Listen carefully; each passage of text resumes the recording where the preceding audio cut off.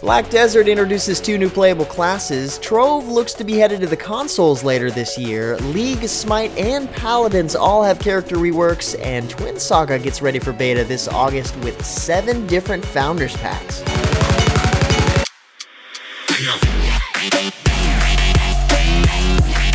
What's happening, guys? James Blonde here with MMOHuts.com with a quick weekly recap for MMO news and announcements of the week ending July 18th, 2016. Starting out the news this week is a set of videos showcasing the Knight's Second Awakening in Dungeon Fighter Online that just missed last week's recap.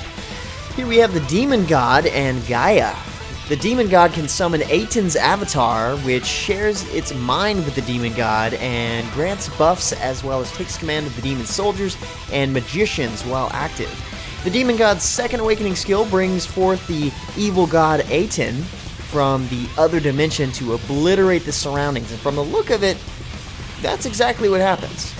The Gaia Second Awakening for the Knight also gets buffs with the Shield of Courage skill, but the Second Awakening skill is a bit more dainty sounding, but almost equally as devastating, if not more so. It's called Twilight Unicorn, but don't be fooled by the name. The Twilight Unicorn gets summoned to charge the enemy 3 times, and on the final charge, all hell breaks loose, dealing damage in a huge radius. I just picture a unicorn charging in and impaling a bunch of enemies, and that alone is very satisfying. On a similar note, Elsword releases Rose's 3rd and final class paths, the Valkyrie and Freyja. As the Valkyrie, in order to become more battle efficient, Rose has now infused the rounds of her muskets, her grenades, and heavy arms with the essence of the elements. She utilizes the new nitro motor to make up for the lack of mobility the increased arsenal has entailed. As Freyja, Rose masters aerial strat and movement, utilizing long-range fire, multi-tiered explosive casting, and sniper fire. The tide of battle can be turned in an instant. When all else fails, Freyja's all-new hyperactive D-Day has Rose call in a host of Valkyrie warriors raining death from every angle, and finishing off the target with a carpet bombing of sniper fire and explosive. Talk about total devastation. Freyja is definitely the way to go, in my opinion. Next up, Black Desert shows off 2 new classes headed to the game July 20th this week. We've got the Ninja and the Kunoichi classes this time around. The Ninja is an agile close-quarters combatant with dashes and aerial attacks and even teleportation. Ninjas can get up close and personal with their opponents alarmingly fast. Designed to strike, both the Ninja and the Kunoichi can conceal themselves until the time is just right. The Kunoichi fights in much the same style as the Ninja, but specializes in deflecting attacks with their trusty kunai. Definitely a defensive force to be reckoned with, the Kunoichi uses her sharp senses to execute perfectly timed blocks before landing devastating counterattacks. The update on the 20th will introduce the new skill add-on system, which lets you customize your attacks by attaching up to 2 effects to your character's skills. Besides that, the Node and Siege Warfare was formally added to the game yesterday, July 17th, so now you can get your PvP on with an exciting large-scale battle system that was always really cool looking in the Korean trailers anyway. Also early on last week, Neverwinter went into Head Start mode on the PlayStation 4 for those who purchased the Onyx Head Start pack for $19.99. Not only does this get you Head Start access, but also a weapon pack, enchanted keys, Greycloak's legacy weapon, the Onyx horse mount, and plenty other convenience items, and some sort of controversial ones as well. I mentioned this in the news in the past, but there are plenty more details about the Head Start at the site post. Otherwise, the game launches on the PS4 this week on the 19th.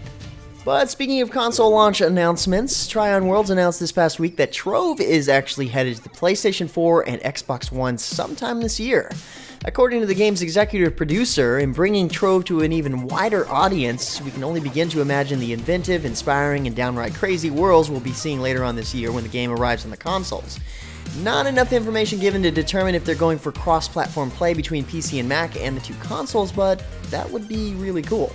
Besides that, Trove is now celebrating its 1st anniversary, and in doing so, Trion is holding a number of in-game promotions, parties, and other activities designed to reward veteran and new players alike with all sorts of over-the-top prizes. Hop in-game to check it out. Speaking of birthdays and in-game parties, Skyforge is also celebrating its 1st birthday with 2 whole weeks of events. Besides the new trailer you see playing here, we also have a new login event where players will get increasingly better gifts as they log into the game until the end of the celebration. These range from premium game time and a title on the first day to formal-looking armor on the 5th day, just to get you an idea. They also have an interactive panorama filled with various facts about Skyforge. Successfully finding the notes on the panorama's website will earn you a unique costume and glider mount. That's kind of cool. Birthday bundles are also on sale through the 27th, plus they've got a 10% discount on various collector's packs in the store. Check out the site post for more details. Also last week, NCSoft and ArenaNet revealed the continuation of the Living World content in Guild Wars 2. Episode 1 of the new Season 3 content is set to start on July 26th in the Heart of Thorns expansion, so you're going to need the expansion in order to join up in the Living World episodes from now on, but you do not have to have the expansion content completed. In fact, you'll also need a level 80 character, but the expansion of course provides you with that, so if you have the expansion, you're good to go. Later this week, I'm going to hop into the game ahead of time with the devs to show you some of this new content, as well as a brand new fractal and PvP map coming to the game as well. Be sure to check out my What's New in Guild Wars 2 video for a little more insight from the devs and catch up on what's next. Next up, it looks like Devilian has increased its level cap to 56 with its latest update, 1.4, known as Alvir's Legacy. In this update, you can reach level 56, of course, equip yourself with new gear, discover the power of Alvir's artifacts, and challenging new dungeons, including 4 heroic and hell dungeons, an Archdevil dungeon, and the most challenging dungeon so far, the heroic Archdevil dungeon. See what they did there? They stacked the difficulties. Heroic dungeon plus Archdevil dungeon equals heroic Archdevil dungeon. It's easy math. So the focus here is pretty much the new dungeons. The new level cap offers more questing, of course, and they've also changed up the daily quest to help encourage players to participate in certain content. The update is already live in-game, and if you're looking for more info, well, we've got a semi-extensive write-up that goes over all of its features. On a slightly similar note, starting tomorrow the 19th, any players in ASTA seeking an even tougher challenge will be able to take on the 2 raids of the Mountain Trials in hard mode. This is part of the first content update for the latest expansion, Myth 1 Wrath of the Berserkers. In hard mode, the raids of the Mountain Trials will have enemies that are stronger, it will also be impossible to resurrect, and there will be much more reliance on healers. I can tell you that. Players from both factions will also face a new enemy, Usata. That's maybe how you say it. The giant world boss wanders in the western part of the Wado region. This guy's loot is very valuable, as in artifact and unique grade armor. The new update also opens up a new PvP battleground map called Dream World, and in this new area, 2 teams face off against each other, and the objective here is to break through the opponent's defense and capture the Sword of Prophecy, not to be confused with the Pick of Destiny. Decent amount of content coming to this update. Pick up more details at the site post at MMOHuts.com. Some semi-expected news came in last week from Area Games. The news is Twin Saga, the new X-Legend game, is set to make its debut in August. Beta, that is. And with that, we can let the Founders Packs begin. You guys already know the routine. This time, there are 7 available Founders Packs, offering a large range of items that give players the chance to choose a pack that's perfect for them. Well, yeah, if there's 7 of them. Each one includes early access to the game, of course. The other features include several exclusive costumes and mounts. So the most basic is the Pioneer Pack, starting at $19.99, and then you have the 4 mid-range options that are $49.99, and then it, of course, goes up from there to the Ultimate Packs, that I'm not even going to tell you the price of. The variety is pretty much based on the choice of contents, which I suppose is nice. If you're looking to get into the game early anyway, this gives you some other cool things to choose from as well, so you're not really disappointed with anything you get with the Founders Pack, and if you are, then it's your own choice. Your own fault. You chose the wrong one. There's not an exact date as to when the beta starts, but my guess is the Founders Beta will be in early August, like the first week or something, and then Open Beta will be the second or third week in. Keep a lookout at MMOHuts.com for upcoming details and perhaps beta keys. Well, it looks like Ryze just got his 4th rework done in League of Legends. In his 3rd rework, his win rate was sitting at about 50%, so he was considered more or less balanced out. But according to the official post, win rate doesn't tell the full story. The Rune Mage had 3 major problems still. He was too difficult to learn, too strong once you've mastered him, and too confusing to lane against for players who haven't memorized the nitty-gritty details for Ryze's stacking and spell combo gameplay. So in some cases, Ryze is unbearably strong for reasons that aren't necessarily clear to his opponents. So now they've killed the stacking cooldown mechanic on his passive, but reworked some elements of it into his other abilities. Anyone can now pick up Ryze and have a general idea of what they're supposed to do with him, and then get better from there.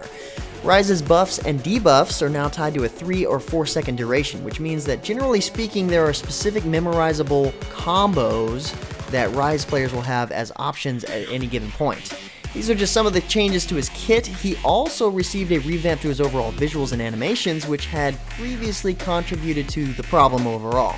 He's not yet on the live servers, but you can check out all the details from the official patch notes, and hopefully they feel like they got it right this time. And Ryze isn't the only one getting a visual rework lately. Smite is getting ready to introduce the Valkyrie Reloaded patch, which visually overhauls Freya, giving her new armor pieces, new textures for her face and hair, and updated visual effects to top it off. Nothing changed in her kit. In fact, there really wasn't much god balance changes with this update either. Freya's abilities now change color, or at least her sword swipes do, which is a really cool looking effect, but her recolor skin really changes. Like, literally, it cycles through all the colors. That alone makes it a really cool remodel if you ask me. Likewise, Paladins broke out a remodel for Eevee all of a sudden, and several game mode updates in patch 29. Now you can practice with bots in a shooting range, you solo queue for. This area is ideal for testing out different deck loadouts and general playstyles, especially for changes, or all of the changes to the champions lately, like Grok for example. In this patch they changed him once again, giving him more power this time, but faster overheat time. I'm not sure if I like that, but I don't know, we'll have to see. They've also introduced their first epic skin, which is really cool looking, the Vampire Slayer Cassie skin, that also includes a new voice pack as well as new special effects. Lots of changes overall to champions this time around, unlike the Smite patch. Check out the patch overview video for that. As far as the Eevee remodel goes, they apparently wanted to bring her in line with future characters, so this is the planned remodel. Honestly, I like the old Eevee so much better. So Eevee was about to look like a Bratz doll, but fortunately they didn't follow through with the change. People actually disliked it that much, and I don't blame them. I'm glad they didn't put that in the game. Talk about nightmare fuel. Anyway guys, that's about it for all the major MMO news and announcements for this week. Like always, if you're looking for more information regarding the news featured in the recap, check the links in the description below. Otherwise, hang out at MMOHuts.com for all the latest in gaming news. Feel free to discuss the news in the comments below, and follow us on Facebook and Twitter. But until next time guys, that's going to be it for me. I'm James Blonde. See you out there, gamers.